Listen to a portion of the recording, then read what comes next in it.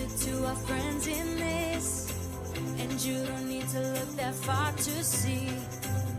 In an instant, it's all rushing by. You risk it all to set them free. Seems like time and again, and time and again, it must be destiny. So you turn to it and stare it down again, and it's time to choose. So stand by my side. Hello, everyone. This is Pendy. And this is Paul, also known as EastX Twitch. Hey, Paul. I've got a few new show ideas I'd like to run by you. New show ideas? I'm game. What do you got? Okay, so how about for future reviews, we do them all in funny voices? Like I could be Mr. Hanky from South Park. Howdy ho! Gosh, Fiona, you smell all nice and flowery. Bruh, cringe. Okay, how about we live record our episodes on camera and dress up as some of the characters? I could dress up as your favorite character, Kilvern, and you could dress up as Powder, the Dragon Quest X puppet. If that idea was a cat, its name would be Cringer.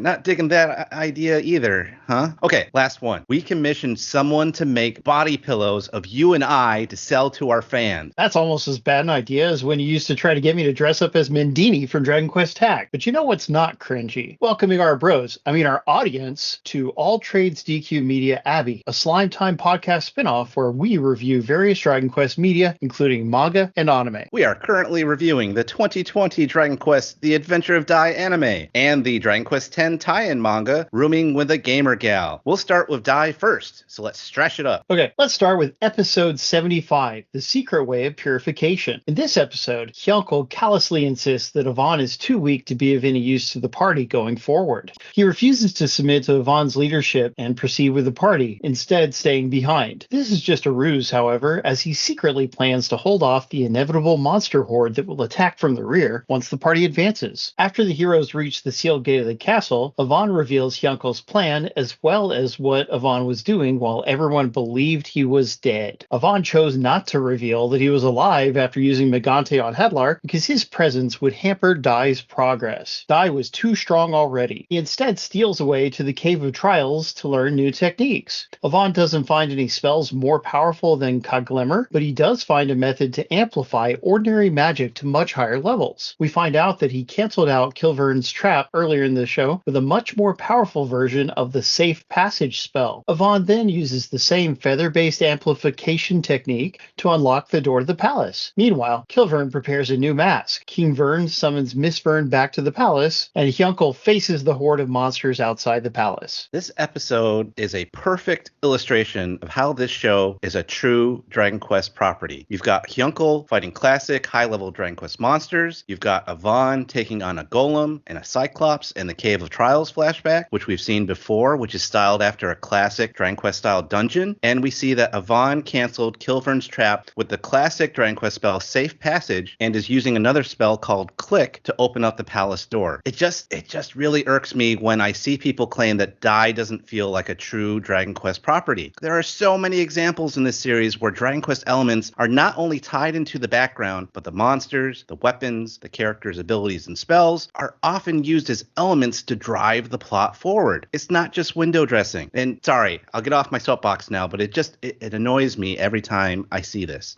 But back to the episode. I really liked all the Yvonne moments in this one. From an Asian perspective of the concept of losing face, I can see why Yvonne did what he did. The only moments I didn't like in this episode is that they seemed to cheap out on Hyunkel fighting the hordes of monsters. I have a feeling that they were trying to save some money and labor by only showing Hyunkel's battle in passing. It even had some repeated animations, something they usually stay away from in this series. Beyond that, the episode had some good character moments intertwined with Dragon Quest concept, and I enjoyed those a lot. Also, the new ending credits. I liked the song and the art used in the new closing. Again, it was very interesting to see the new song dubbed in English, a rarity for dubbed anime. Yeah, I agree about Dai being a real Dragon Quest show. You know, it's an insult to say that it's not. I do think that Dai has a real personality of its own. You know, like some of the characters are very unique to Dai. Oh, definitely. But there's so much genuine Dragon Quest stuff as well. You know, it's okay for the show to have its own personality as long as it's true to Dragon Quest, which it is. Right. Anyway, this this episode has something that I thought we were past by this point in the series. Hyunkel acting like a jerk.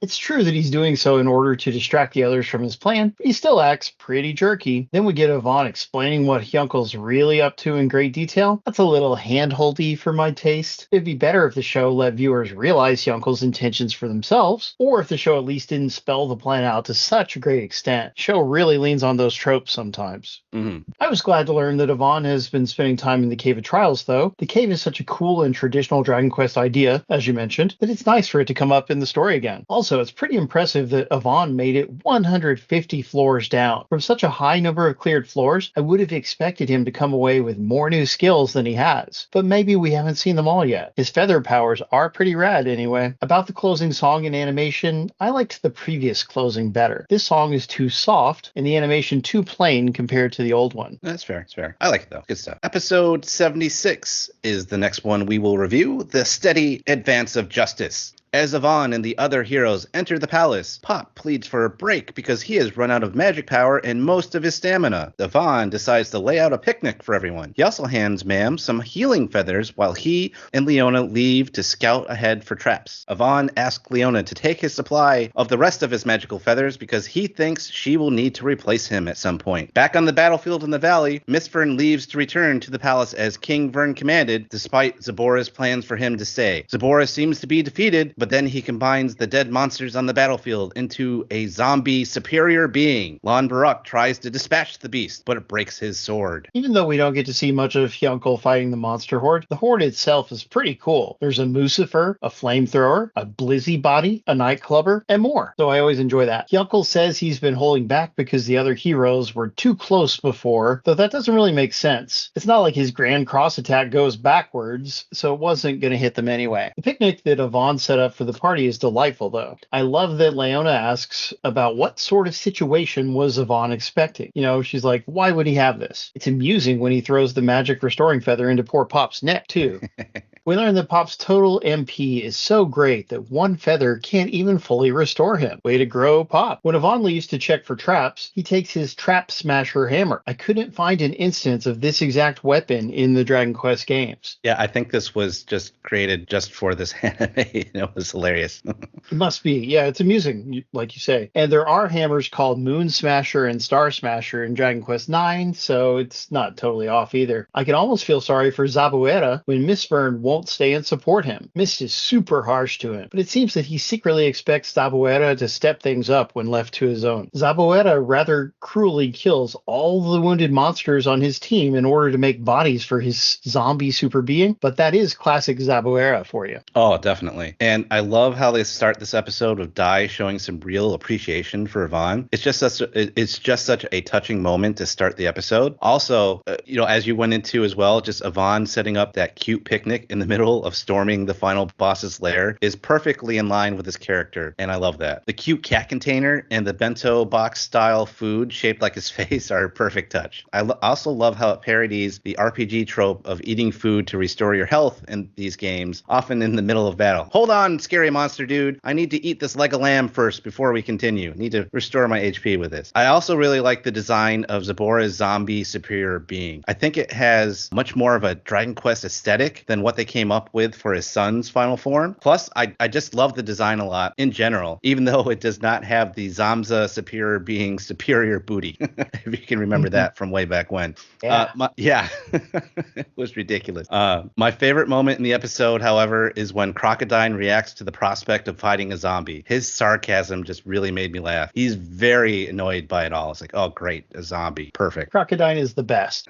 So in episode 77, the other hero, Zaboera continues his rampage. None of the good guys' spells, weapons, or techniques can damage him. As Zaboera makes his way to disrupt the magic circle, Nova decides to use his life force to make a blade meant to pierce the zombie superior being's armor. Nova charges at Zaboera, but Lon Baruch stops him, letting himself be pierced by the life blade. To prevent Nova from sacrificing himself, Baruch reveals his prototype twin blades, the Star Emperor swords. He uses them with his ultimate technique, the Star Emperor super cross slash, cutting the zombie monster into 4 pieces. The technique is so powerful that it also shatters the bones in poor Lon Baruch's arms. Ouch. Nova decides to help Lon Baruch continue to make weapons as his apprentice. At the end of the episode, we see Zaboera trying to crawl away unnoticed, but he's confronted by Crocodine. Will Crocodine show mercy, or will Zaboera finally meet his end? I'm hoping. This is a nice end to Nova's character arc. They did a decent job of showing him progress from a pretentious brat to a true hero, culminating in this episode. I like how they show him willing to sacrifice his life here, inspiring Lon Baruch to bring out his ultimate technique. The stone head he keeps his swords in was odd, though. It kind of suspiciously looks like Flazzard's head. I did think it was nice that Nova decides to become a weaponsmith under Baruch. The bit with him not being able to open the bottle with the alcohol was funny, too. He's got a lot to learn. Indeed. The episode's title certainly implies that Nova will be dying this time. That exact same technique was used in an American show, Nosferatu, which I recently watched.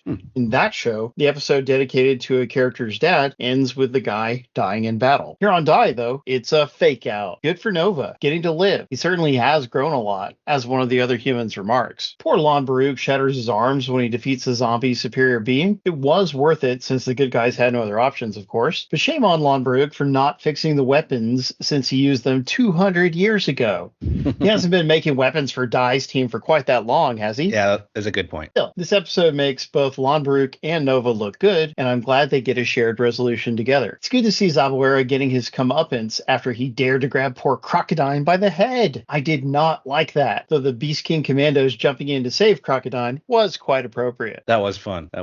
Now we will continue our show with our reviews of Rooming with a Gamer Gal. First up, we have Server 5. What should we do today? In this chapter, we found out that a new update for Dragon Quest X is coming out soon. Satsuki is determined to finish up the time-windowed quest before the new update comes out. We see him working at his job in the bookstore while he contemplates this. We finally find out Goro's real name is Miyako Okamoto. She finished all the quests a long time ago, but feels she needs to max out her vocations and improve her character in other aspects of the game. As she ponders this, she works at her nail salon job, painting some anime-themed nails for a client. In the end, they both get detoured by helping their guildmates with an 8-person boss battle. They both know they aren't doing what they set out to do, but they are having fun nonetheless. The big revelations in this chapter are learning what the protagonists do for a living. I felt sorry for Satsuki, the dude, when he got fussed at for not being happy and outgoing enough with a customer. The bad advice that he gets from his boss feels authentic, though. Everyone has been told to handle a work situation in some way that will just never be in their wheelhouse, you know? I am definitely glad to learn Miyako's name, though her first name is only dropped in passing. I have a feeling that she'll mostly be referred to by her last name, or Goro, her game name, so the Miyako part might be hard to remember. The main plot of this chapter, that of preparing for the next big update, is something that should be familiar to all MMO players. Or tech players. Oh yeah, even tech players, you're right. Rest in peace, but yes. Before its time. MMOs usually have routines that players settle into, completing dailies and farming things until the next update comes along. Whenever you know that's going to happen, you have to think about what you'd like to accomplish before the big update gives you new things to do. Now then, the name of the anime that the nails customer mentioned had us both stumped. Yeah. Osha Mojo Sorami does not bring up productive search results. No, it does not. However, the customer refers to a character named Sharp-chan, and that helped me figure it out. Osha Mojo Sorami is not a real anime, but Oja Mojo Doremi is. The title means Bothersome Witch Doremi, with Doremi, the main character's name, being created from the musical notes Do, Re, and Mi. The first season of the show got an official English release as Magical Doremi, but the remaining seasons never got officially released here, unfortunately. Anyway, the show doesn't have a character named Sharp-chan, but Ojamojo Doremi Sharp is the name of the second series in that franchise. Thus, the name of the anime and the character that the customer in Rooming with a Gamer Girl mentions are references to Ojamojo Doremi. They're probably puns too, because Oshamojo seems to mean gamecock, a fighting rooster, in Japanese. Woo! I love research, baby. Yeah, and for the notes here, you put in a picture of the cast from the anime, and one of them looks exactly like the little girl they put on her nail, and so that's got to be it. So that's great. I'm glad you're able to look that up, because I wasn't able to figure it out. But wow, we finally find out Goro's name. It only took us 5 chapters to get there. Oh god. We once again see the main character's differences in playstyle, and I thought that was fun. fun. I thought the fake smile the manager was trying to get Satsuki to do was hilarious. The art for it kind of, and maybe I don't know if this was on purpose or just a coincidence, but he looks like a Titan from Attack on Titan with how goofy it was. And finding out that Okamoto works in a nail salon makes perfect sense. And it was fun that she ended up doing anime style nails. And I thought that the anime that reference was made up until you got to the bottom of it, Paul. Thanks for doing some great research on that, because I got nothing. I was stumped. So that was great. Thank you. People having fun playing Dragon Quest in their own way, coming together online. It doesn't get much better than that. Agreed. Very pleasant. Then we have Server 6, Boy and Girl. In this chapter, Miyako and Satsuki sit down for lunch and get to know each other better. Satsuki is determined to find out how Miyako got into playing Dragon Quest X. Instead of straight up asking her, however, he falls upon his assumptions about girls in video games. He even makes a chart of all the players in their guild and discovers that there are actually more girls than guys in Heaven's Line. With all the sibling relations in the guild, Satsuki's next assumption is that Miyako must have gotten into gaming because of an older sibling. He's sort of right. Miyako explains that while she does have an older brother, they've never gotten along. They both play games, but he would hog the television when he was around. Satsuki proceeds to ask her about a lot of brother-sister tropes from manga and anime, to the disgust of Miyako. She didn't like it. Not surprisingly, she gives him a hard time about thinking that any of those tropes might apply to her and her brother. Oh god, I thought this chapter was hilarious. It basically took all of Satsuki's bad assumptions and just threw them right in the trash. The little subtitle about his opinion stemming from being traumatized by Gairus in school was amusing too, as they tried to point out that, hey, this is just his stupid opinions and assumptions. I love how he just started blurting out all of these sometimes creepy brother-sister manga anime tropes and got completely shut down. Bro, cringe, which is where we got our opening from. Because believe me, Paul would not talk like that in real life.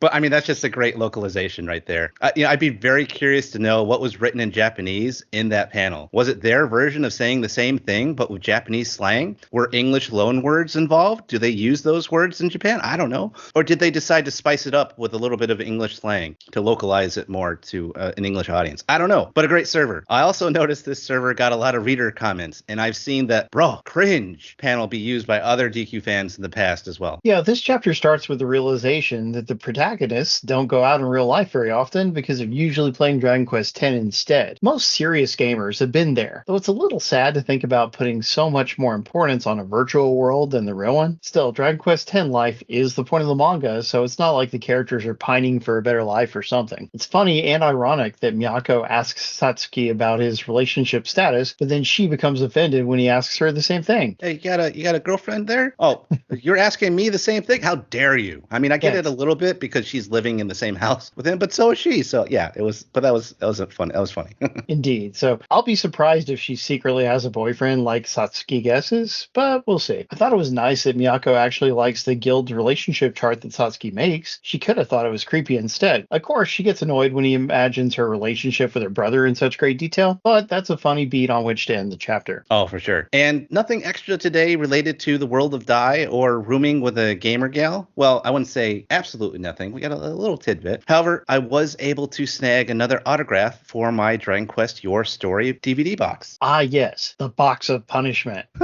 Careful not to get too many signatures or Pinhead might come out. I know how you love that movie so much. Anywho, one of the people I was able to meet was Kari Walgren, who has a small part in the movie as the Fairy Queen, or as it's listed online as just Fairy. But she's basically the equivalent of Queen Caramel from Dragon Quest V. I was actually there to meet her because she's one of my favorite voice actors of all time. She's done major parts like Saya and Blood Plus, Fu, and Samurai Champloo, Haruko, and FLCL, and many, many, many more. The Dragon Quest signature was just a bonus. I had to have it since she was there and she had done a small part. Congratulations on meeting such a cool person. How many of the Your Story voice actors have you met now? So I've got signatures from Steve Bloom, who did Gertrude, Zeno Robinson, who plays Harry, Neil Kaplan, who plays Dr. Agan, and Yuri Lowenthal, who plays Luca. Not bad, but no waifus? Not yet. But at the same anime con, I was able to meet the Japanese voice of Piccolo, Toshio Furukawa. Not only that, but he actually did one of the voices in Dai for a villain we haven't quite met yet in our reviews. So more on that later. So that's my little Dai connection right there. And of course, to meet him, I had to put on my good Piccolo socks and my Dai shirt. So that was fun. And the guy's like 77 now. So I was so glad he was able to travel overseas and meet some American fans. That's super rad. I also hear that Piccolo was Akira Toriyama's favorite character in Dragon Ball. Goddess rest his soul. Yeah, I've heard that too. Supposedly, the final panel of Dragon Ball that Toriyama ever drew was Piccolo waving goodbye. Very touching. Brings a tear to your eyes. And yes, he is missed. And with that, we wrap up this episode of Alltrades DQ Media Abbey. If you want to prepare for our next episode, be sure to watch episodes 78 through 80 of Dragon Quest: The Adventure of Dai and read chapters 7 and 8 of Rooming with the Gamer Gal. You can watch the Dai episodes subtitled on Crunchyroll or dubbed on Hulu. And Rooming with the Gamer Gal is available through the Manga Up app. We're a non-profit podcast. We won't zombify your hard-earned gold when we can offer you quality content for free. But if you do have some extra gold that's just completely burning a hole in your wallet, pouch, bottomless bag, treasure chest, or superior being zombie, and you would like to donate anything to a website that's been supporting Dragon Quest fans for over 25 years, stop by the Dragon's Den by clicking the link in the show notes. There are several ways to support the Den, including the affiliate links that don't cost you anything extra when making other Dragon Quest purchases. We even have a Slime Time t-shirt that was designed by our resident artist, Dwayne. See the link for it in the show notes. As part of the Slime Time Extended Universe, or STU, you can direct comments or questions for the podcast on X and Instagram at DQ Slime Time. I'm always going to call it Twitter. And you can follow me on Twitch at twitch.tv/EastX Twitch. Come watch me play a variety of games every Saturday, kids. Join in tons of Dragon Quest discussion at the Dragon's Den forums or Discord. Join in tons of Dragon Quest discussion at the Dragon's Den forums or Discord, and the Dragon Questers and Slime Time Facebook groups. We'd like to thank everyone that made this podcast possible, including Pendy, Woodus, the Dragon's Den, and all the Dragon Quest Your Story waifus that Pendy will meet someday. Be prepared, ladies. Woohoo! Please like, subscribe, and write a review for the podcast. We'll catch you later, everybody. Don't hate, appreciate. Time to zoom on out of here.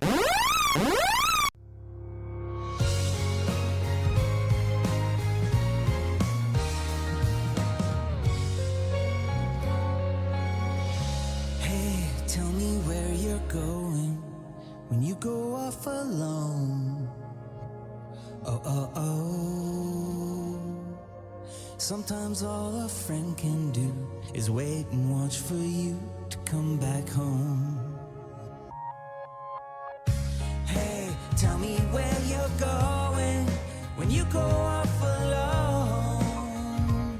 Oh, this was a story based on honesty and courage from the start. We're together, I thought we could make it work.